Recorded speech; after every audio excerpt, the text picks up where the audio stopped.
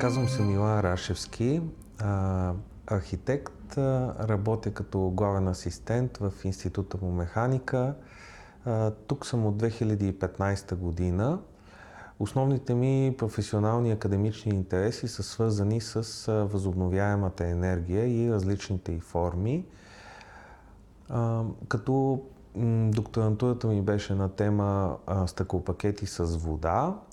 В рамките на един европейски проект построихме в България демонстрационна сграда с стъклопакети с вода, за да покажем тази технология, като междувременно с колегите направихме модели, основаващи се на уравненията на Навиер-Стокс в непрекъсната среда, които симулират процесите, протичащи в такъв тип фасади.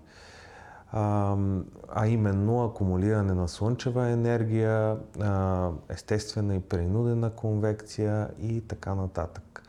Освен по този проект, в момента работиме по други интересни проекти, свързани с геотермална енергия, като ни предстои отново да построим първата в България демонстрационна инсталация на акумулатор за топлина с земни топлообменници, каквито има много в северните страни в Европа и в Канада, и това се очаква да е първия в България и първия на Балканите, като нашата работа е свързана с двумерно и тримерно моделиране на топлообмена в твърда среда, за да изчислим какво количество енергия може да се съхрани за междусезонна употреба, сезонно съхранение на топлинна енергия.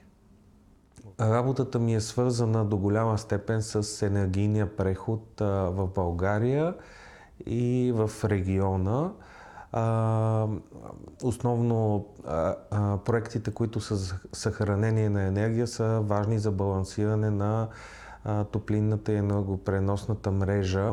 Няма универсално решение, което да помогне за внедряване на по-голяма част на възобновяема енергия в енергийния баланс на страната, така че нашите научни разработки са съществени за бъдещото развитие на българската енергийна инфраструктура и дай Боже да спомогнем и за европейската.